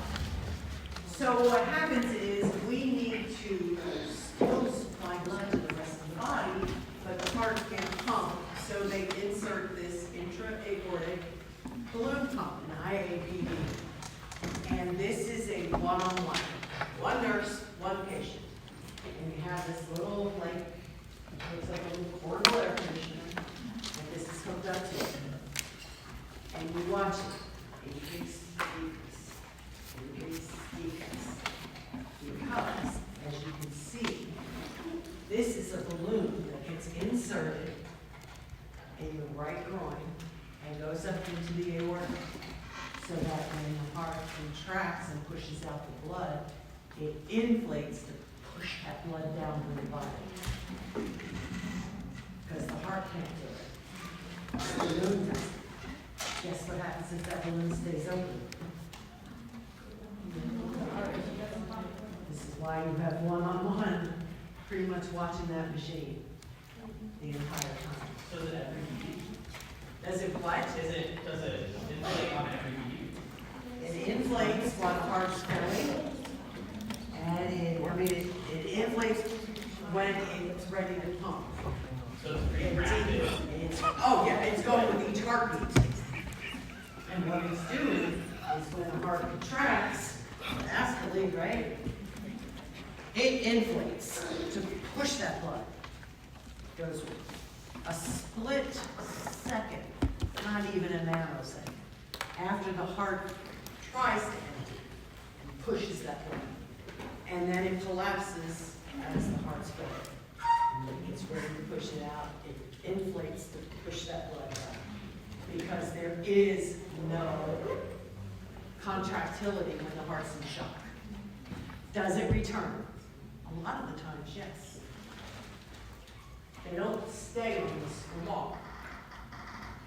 Usually they'll, we'll go into that with the shock, but cool the patient down to reduce the demands of oxygen for the patient, which gives the heart rest. But, okay, so it's bridge therapy. It's not something that can stay in there. I mean, come on.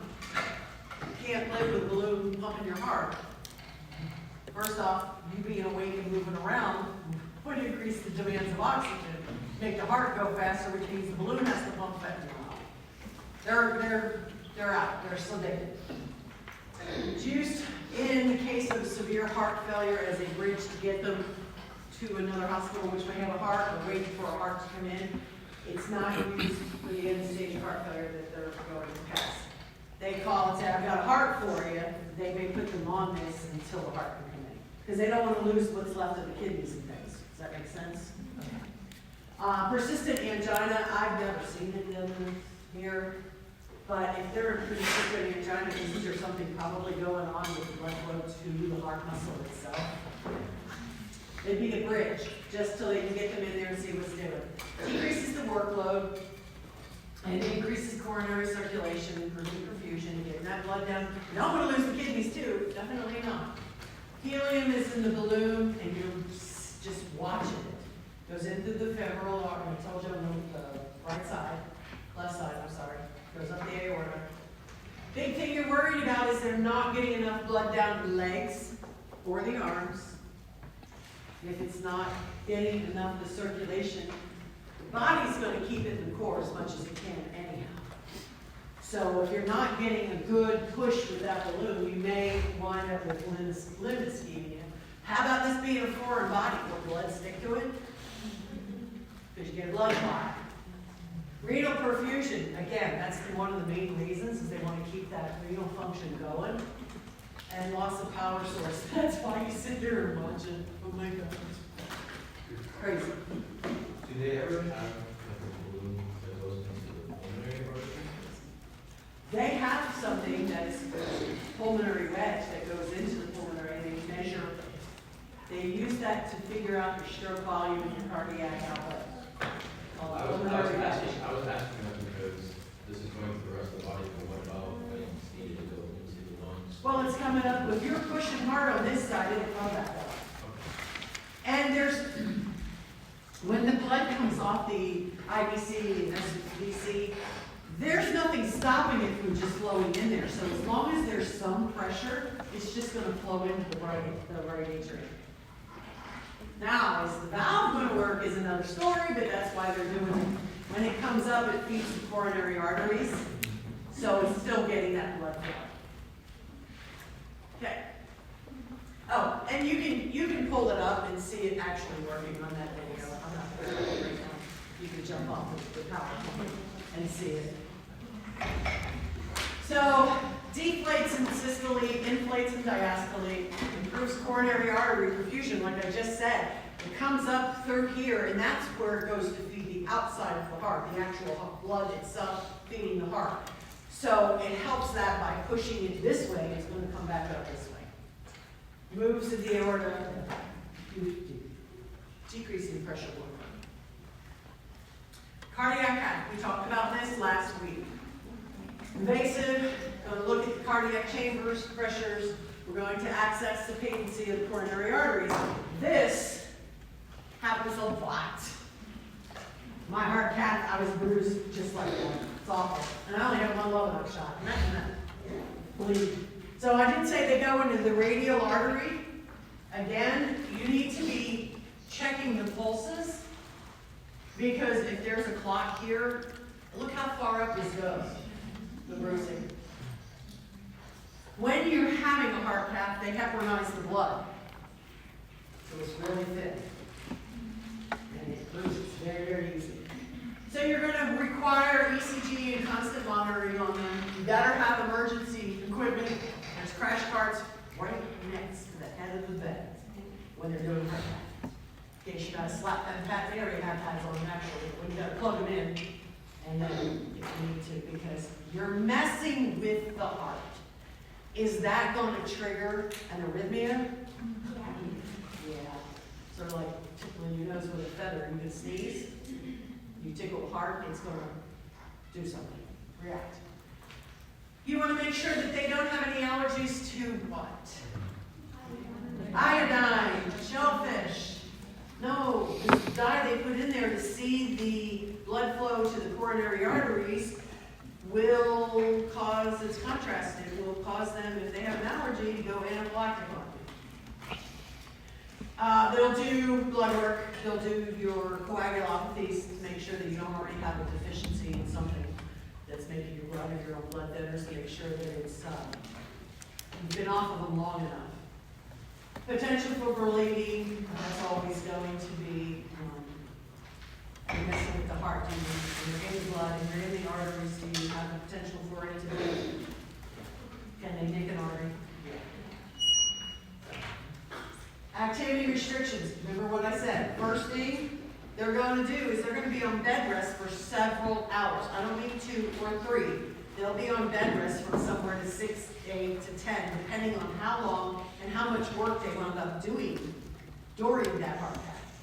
They put in several stents, which means they were under and heparinized the blood then for a long time. They're going to be on bed rest for a while.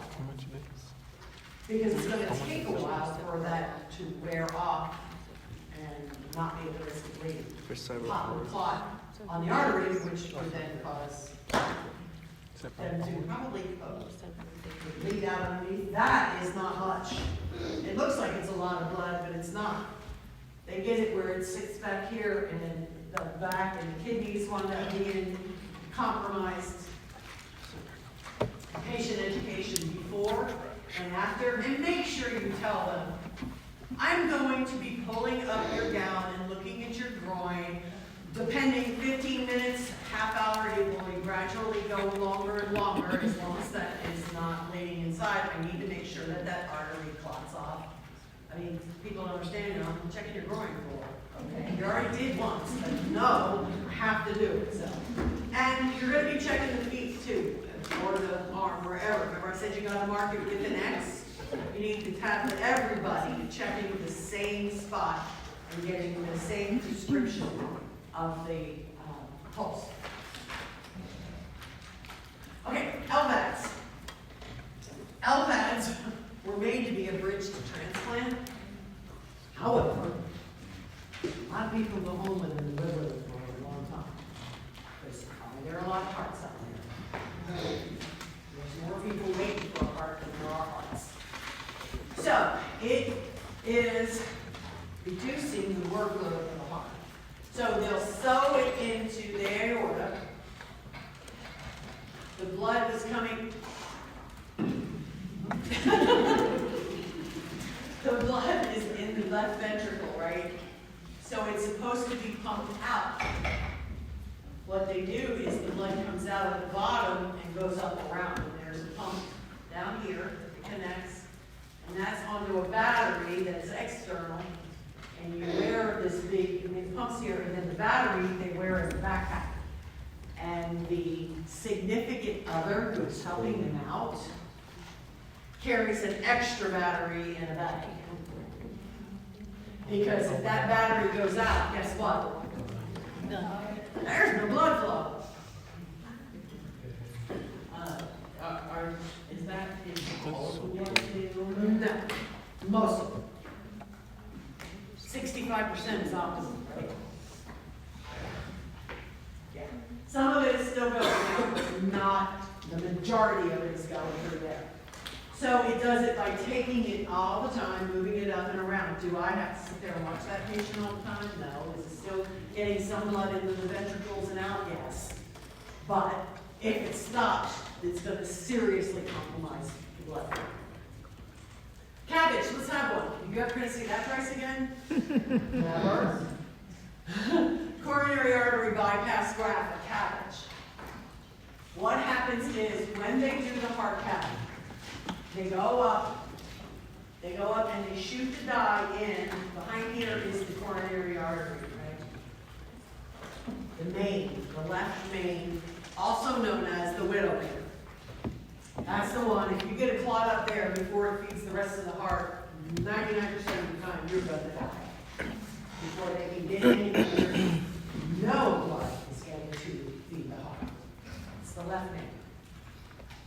They will shoot the dye, because they're going into the right side, up here to the superior cava, and they will shoot the dye in. And they watch it run through, and when it finally reaches the arteries, you can see where it's going. And you can see the gap where it's not going. And that's where they know they have to go into intervention. So they can go in during the heart cath, and if they can do a little drill that can break open the blood clot, they will. If it's in the artery lining, remember I had said that, the lipids make that bump and then the blood sticks to it. They can get in there and they squish it. And then they put a spring in there, a stent, and it holds it open. And then you have blood flow. However, what happens when you get them down here? Do you think you can get those little pieces, parts down here? Can they get that catheter to feed that far down to open it up? What if you're a tiny person and all your arteries are tiny and you can't get very far? Does it just not do anything? No. They do the cabbage. And what they'll do is get a donor vein. Why do they use the veins?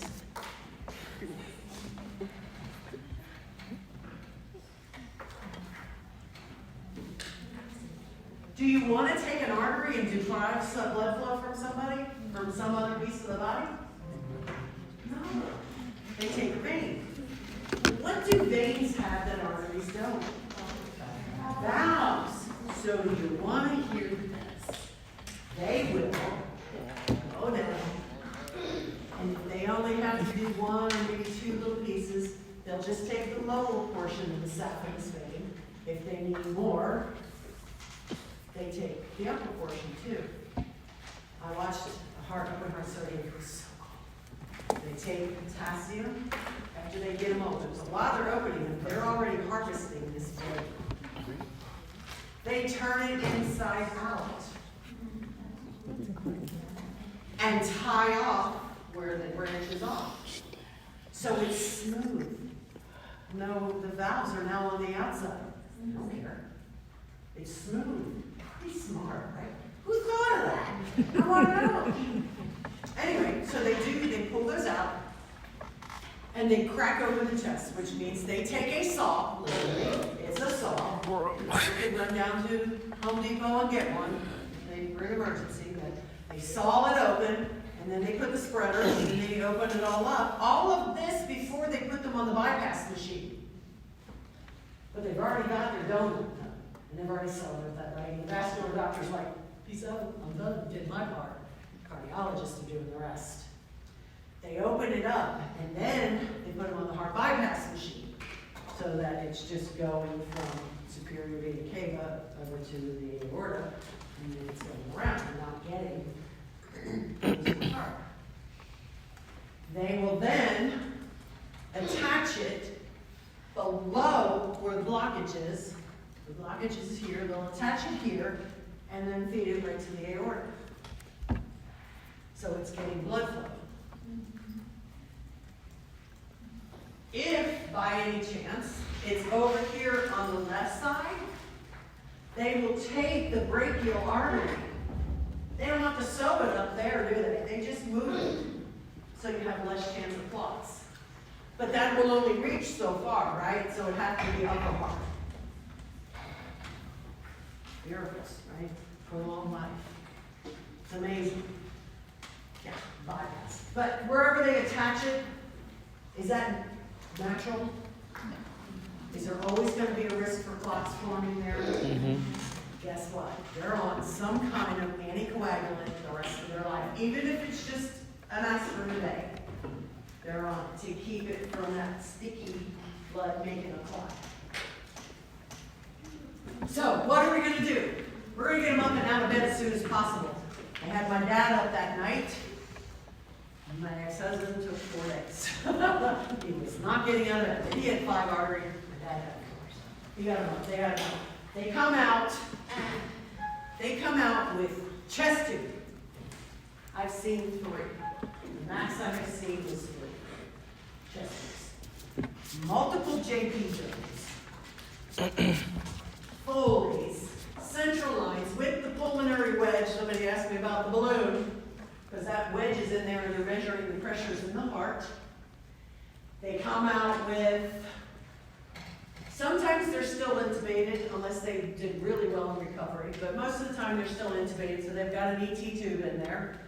And they want to get them out that night. They want to pull that out that night.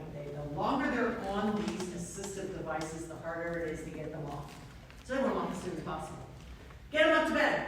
Get them ET tube. What are we going to do? We're going to do it in spirometer. Why? Expand the lung. They have these chest tubes in them. Do they want to breathe? No. They hurt. You cracked open their chest. And then you wired it shut. It moves as they breathe in and out. Is that painful?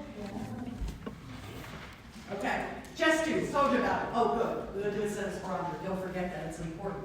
Pain management. If you can get their pain under control, are they more likely to take deep breaths? Good. Because then we can do a spirometer. Do you think it's important for them to do this instead of spirometer? It's a heart-lung bypass. We want to make sure that the lungs start working good again. Activity restrictions. We want them moving a chair across the room. We want them, barely to move at all at first. Then progressively they'll go to cardiac rehab where they will increase their activities according to tolerance, O2 sats, BP, and heart rate. And they're monitored the whole time they're in cardiac rehab when they go home. They come into that place, they slap everything on them, and they got it all everywhere, just like they are in the hospital, and then they want them to exercise. They're all wired for something. Instead of spirometer, again, it's so important. Emotional care. This is big. Every patient I have taken care of that had open heart surgery is an emotional wreck after they start to recover. One, they're scared to death. I mean, they literally were dead. Right? The heartbeat, that's technically dead. They're scared. They go through a lot, and every single one of them, and this is just my personal experience, every single one of them goes through personality changes. I don't know what it is, but they do, every single one. Minor, but they do. I don't know if it's related to the heart-lung bypass, is it related to being dead and then being scared, I don't know, but they do change. It's a big thing. It's major, major surgery. So, emotional care, it's big. Get them into counseling. They're going to need it. So the spouse needs to be in it too. They need to be in it because they're the ones taking care of them. All right, and goal, activity infection prevention. We're going to send them home with HIPAA soaps, antibacterials. They'll use dial as recommended after the initial sutures and staples are removed because it's supposed to help just as much as HIPAA. Also tends to dry out and make the scars a little tougher, I should say. But the dial soap works well. All right, heart transplant. So we are totally messing around with the plumbing, right? We are going to cut off the blood from the superior vena cava and inferior vena cava and the aorta. Again, heart-lung bypass machine goes right across blood to blood. They cut out behind it, take it out. And then they get the donor heart, where it's been cut out and away from the donor, and match it up and sew it up. And then they reattach all the little pieces, parts again. That's a lot. So not only do they have all those issues that the cabbage go through, they also have anti-rejection medicines for the rest of their lives, which cause a whole other gamut of issues. Tough. They're alive. But there's not many of them out there, is there? Not many. So, contraindications for a heart transplant.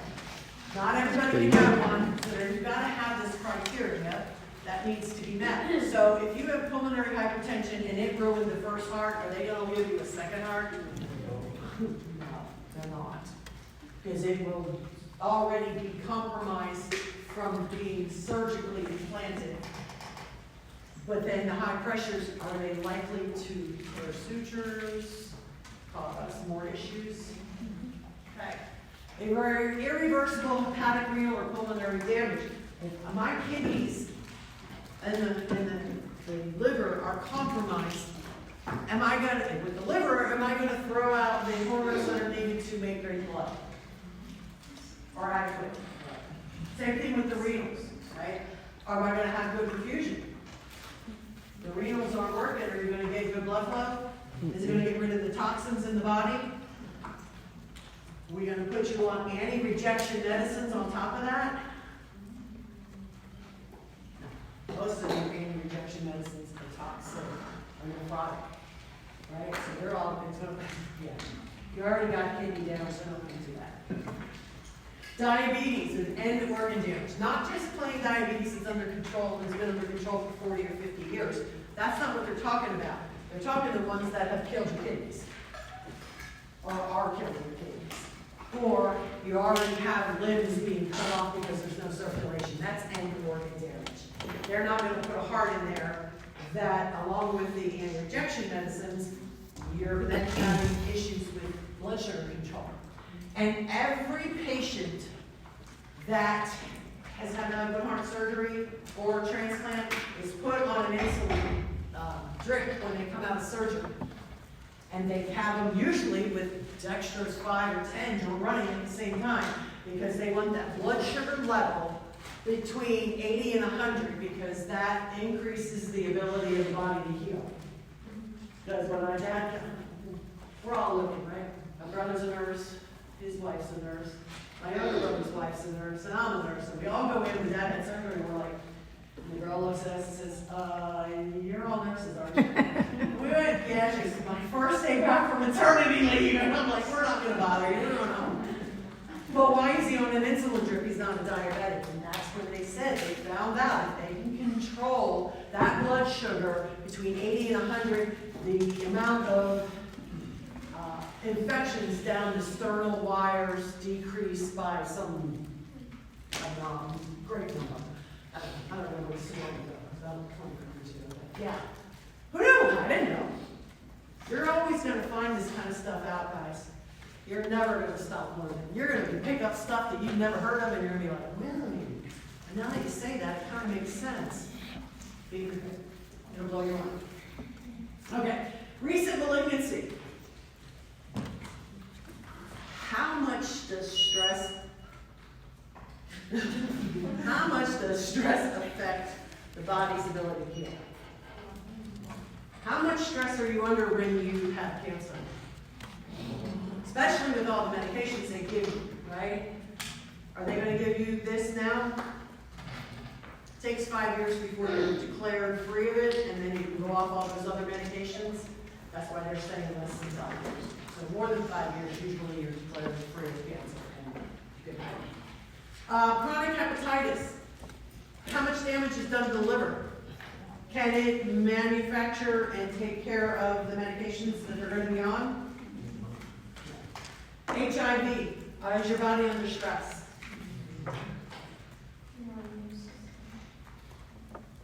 So it affects healing. Fighting off infections. Don't want that. Substance abuse. Okay. You have to be able to take care of your body, and if you're abusing your body, or they want to give you a heart, that'll probably fail, because if you're substance abusing, are you gonna take your medications on time, and they have to be taken on time, and rejection meds cannot be missed. Because you set up the whole cascade of the body becoming immune to them and then reject the body. It's rejecting the organ. So no. Morbid obesity. Does fat cells sew together? Can they heal? Is there good blood flow through the fat? For the substance abuse, is that also including alcohol? Yep. What does alcohol do to the liver? Is there a timeline for the substance abuse? Like if they had a history of it, but it's not current? If it's not current, I think there's a time limit that the cardiologist put on it. I don't know. It wasn't reported in here, but I believe there is. Probably 5 years, I would say. Gotta give the body time to clean out.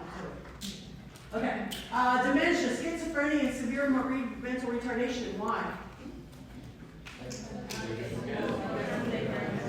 They're not going to take their meds. Are they going to go to their appointments? Are they going to go to the rehab? Are they going to do any of that? Schizophrenics are famous for not following up and taking their meds. I feel better. I feel fine. I don't need to take them anymore, right? They relapse, they go back, we put them back on them, and they come back out, and then after a while they feel better, and they don't go on them anymore. So that even like well controlled schizophrenia for like long periods, Like, how long is long? like 10 Maybe. I've never seen one 10 years. Personally, I've never seen one go 10 years without going and slipping. And that's just personal, but they're most likely not. Now, do they have it documented? It would have to be, right? 70 years of age. I don't like this. I'm getting there. This is close. I'm like knocking on it, like close. But bottom line is to heal. The older we get, the slower our healing is, right? And then unreliable support system.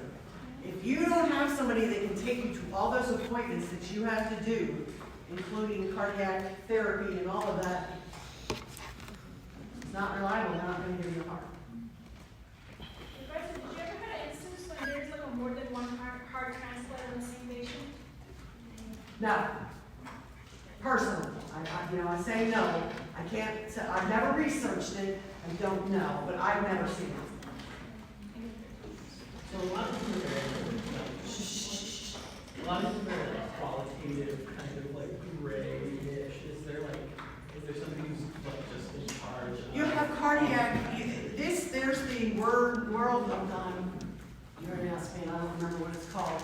But it's a worldwide organ donation system, and I don't remember. You know? Anyway, they have criteria.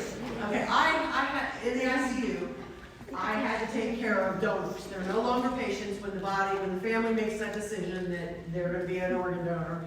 That's the hardest part, is trying to transfer that into your brain, that that's no longer your patient but a donor. And it's unbelievable amount of blood draws, medications you're given, you gotta have parameters, anyway. So what has to go through for that to be done, for it to go elsewhere? I can see why there are such stringent protocols in place. First off, you're giving up your loved one, right? Kind of hard on families. So to see it go into a place where the success is going to be minuscule, how would that make you feel? Seriously, how would it make you feel? So they have these this organ donation people, they do have protocols. They've been dealing with it for, I don't know, how long they do transplants? I don't even know. Long time, 50 years, something, 60. So they know, they have a set. They know what will be successful, or a 99% successful, whatever. But they're not. They follow them strictly. It's called UNOS. There you go. Good. They have a whole bunch of stuff on there. I like organ transplants. But it's very strict. Yes. Because is there a lot of donors? If they're dying most of the time, they've been ill for a long time. I mean, seriously. Everybody who passes can be a skin and tissue and bone donor, unless they have leukemia, or something that is affecting that. But most of them, corneas, all of that can be done with organs. Not a lot of them. So, major complications for heart failure after open heart surgery or after a donation. I am going to tell you every single patient I have taken care of in 24 years who has had either a CABG, a heart donation, they all go into heart failure. Every single one of them, and they also all go into AFib. At one time or another, maybe 10 years down the road, but they all do it. You've disturbed the natural process of either the electricity in the heart or the blood flow in the heart. Is it going to cause heart failure? Yes. They all go into it. Every single one of them. I haven't met one yet that hasn't. I would be very happy to meet one, trust me, but I haven't.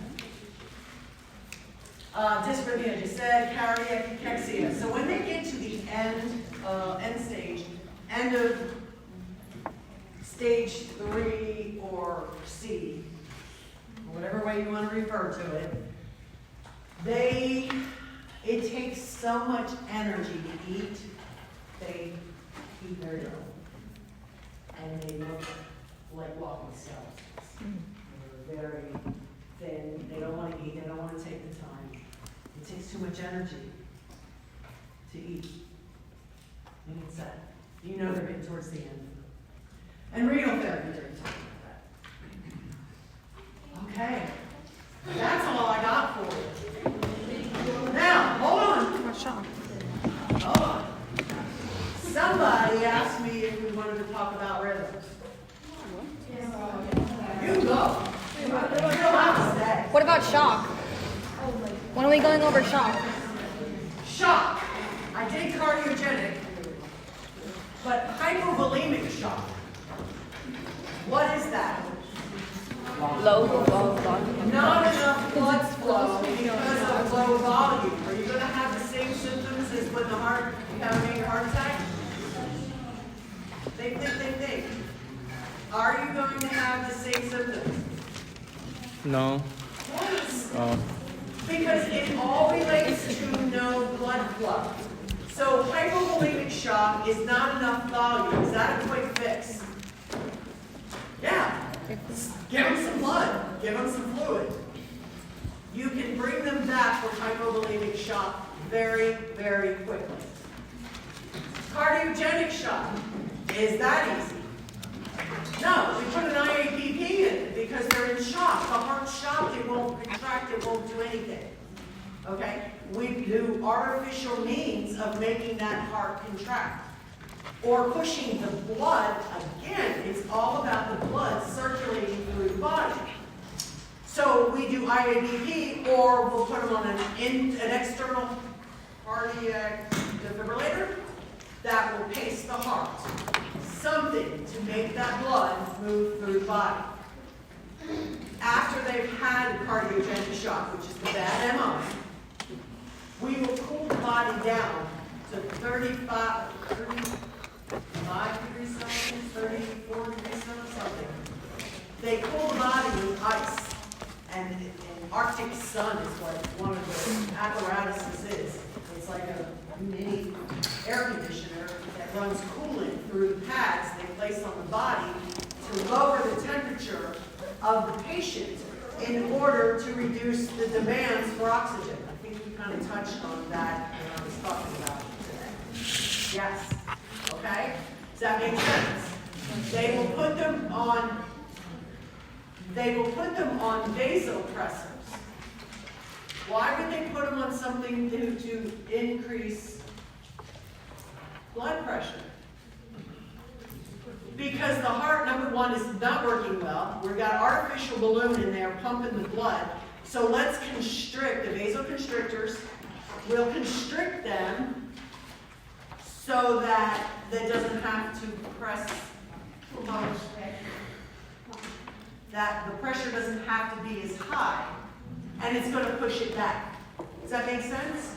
To restore the body wants to take care of the core. It doesn't care about the arms and legs. Sorry, the body says, I don't care if you're there. Why not? I need my heart, my lungs, my brain, my kidneys, my liver. That's all it really cares about. And that's what the body's going to do to keep that depression, constricted, to keep that blood flowing in the core. Because that'll keep you alive, right? So during cardiogenic shock, that's what they're going to do. They're going to keep that blood pressure. Now, do you have extremely high blood pressure where you're in the midst of it? They may give you dilators to lower that pressure, because do you want all that pressure for the afterload? We want to make that pressure low. If you have high blood pressure, they want to lower it, so they'll make you dilate your peripheral, because that will take some of that pressure off the heart and let it work better. That's usually in the middle of happening, not the myocardial infarction. Okay? Now, we have DIC, disseminated intravascular coagulopathies. So, this is very short and sweet on this.